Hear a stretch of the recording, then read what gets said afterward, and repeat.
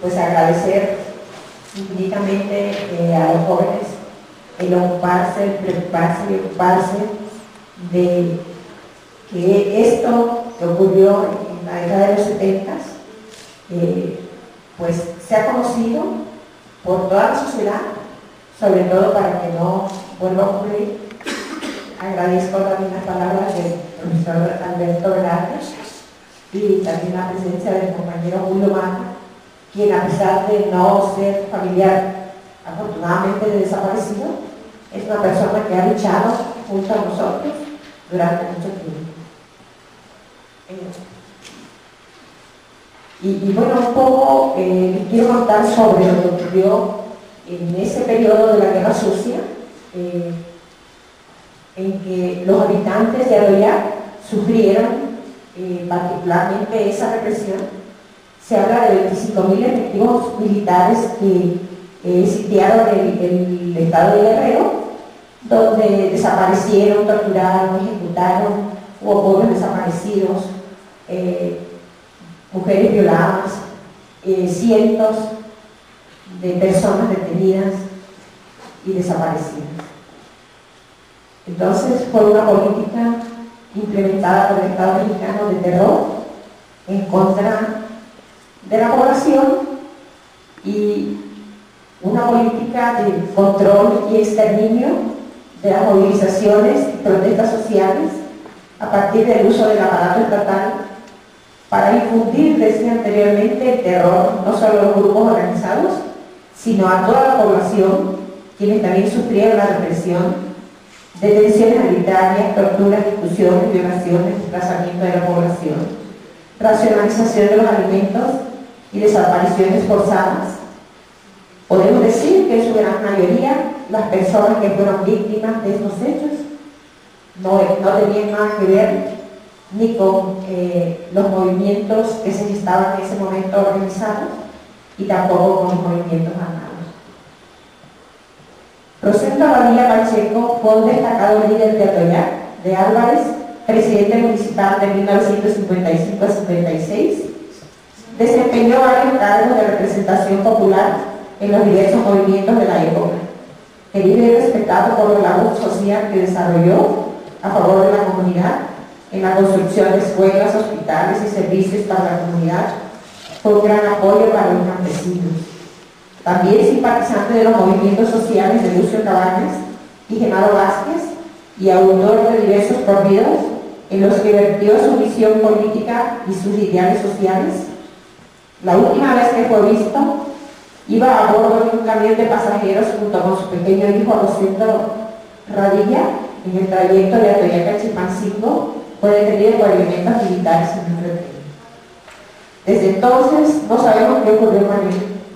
Aunque existen varios testimonios sobre su estancia en el cuartel militar de Atoyac de Álvarez, no ha habido una investigación eficaz que conduzca a conocer su paradero, menos aún el de los perpetradores, quienes siguen gozando de total impunidad.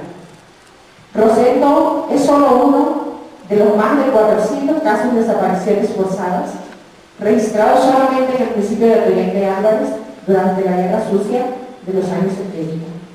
Existen más de 600 desaparecidos en el estado de Guerrero y más de 1.200 en todo el territorio nacional durante este mismo periodo.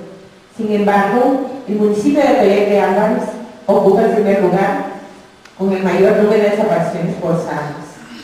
Hoy nos hemos dado cuenta de que tenemos un poco más de 400 personas registradas.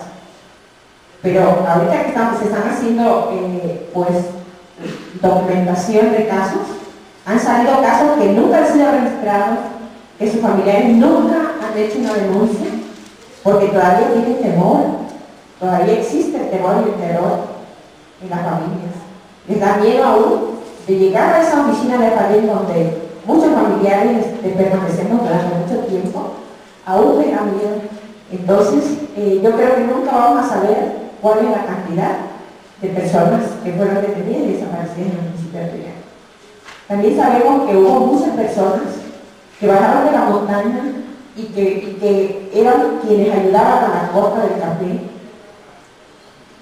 eran indígenas, pero también fueron desaparecidos. Y sus familias nunca supieron qué ocurrió con ellos, pero tampoco tienen un registro porque no hay nombres de ellos. Entonces yo creo que es mucho más grave la situación que ocurrió de lo que se cuenta. Los familiares aglutinados en la FADEN y con el apoyo de abogados independientes, después de muchos años de actividades, decidimos presentar las primeras denuncias ante las instancias de la Procuraduría de Justicia correspondientes. El día 29 de noviembre de 1999 presentamos el primer paquete de casos de denuncias ante el Ministerio Público que responde a los casos de las 11 personas detenidas desaparecidas en el Rincón de las Parroquias. A esta averiguación se acumularon 143 casos que dieron inicio a las primeras investigaciones que realizaron la PGR.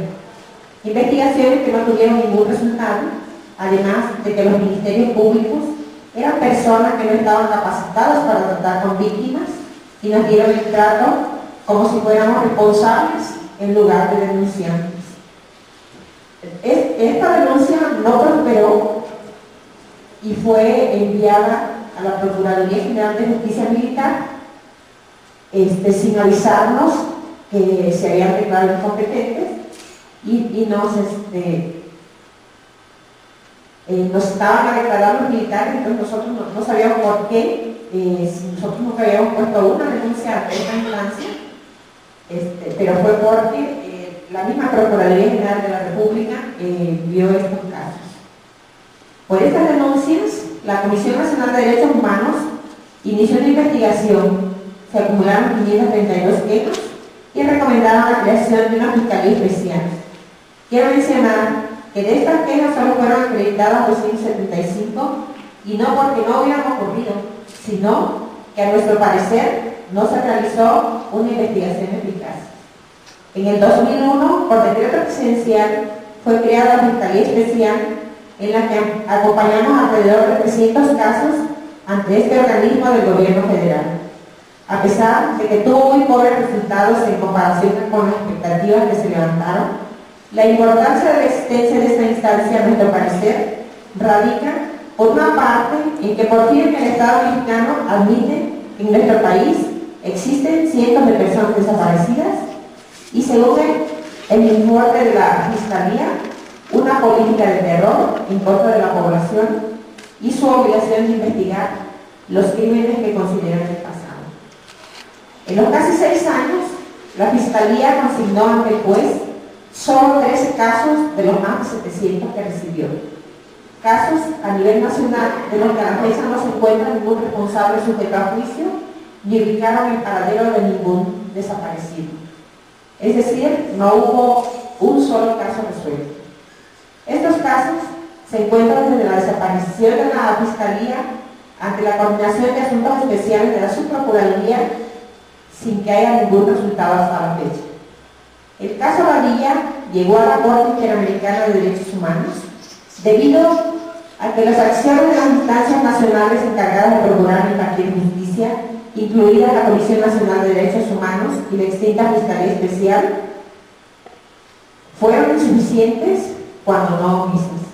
La Comisión Mexicana de Defensa y Promoción de los Derechos Humanos y la Asociación de Familiares de Detenidos Desaparecidas y Víctimas de Violación a los Derechos Humanos, FADEN, en su carácter de representantes legales de la familia Badilla Martínez, elevaron la petición de admisión del caso ante la Comisión Interamericana de Derechos Humanos en el año 2001. En octubre del 2005, la Comisión Interamericana lo admitió y en julio de 2007, durante su 128 periodo ordinario de sesiones, aprobó el informe de fondo e hizo recomendaciones al Estado mexicano que no fueron cumplidas y por esto, con fecha 15 de marzo del 2008, la Comisión Interamericana de Derechos Humanos interpuso una demanda contra el Estado mexicano en el caso 12.5.11 correspondiente a la desaparición forzada de Rosendo Badilla Pacheco ante la Corte Interamericana de Derechos Humanos, quien emitió una sentencia en contra del Estado mexicano por la desaparición forzada de Rosendo Badilla Pacheco. El litigio del asunto de Radilla ante la Comisión Interamericana de Derechos Humanos cobra suma trascendencia debido a que contribuyó a sentar precedentes jurídicos para que las más de 600 familias afectadas por los hechos de la Guerra Sucia puedan hallar justicia en sus respectivos casos. Por otra parte, permitió el reconocimiento oficial de estos crímenes de lesa humanidad, evidenciando el patrón sistemático de violencia desde las instituciones.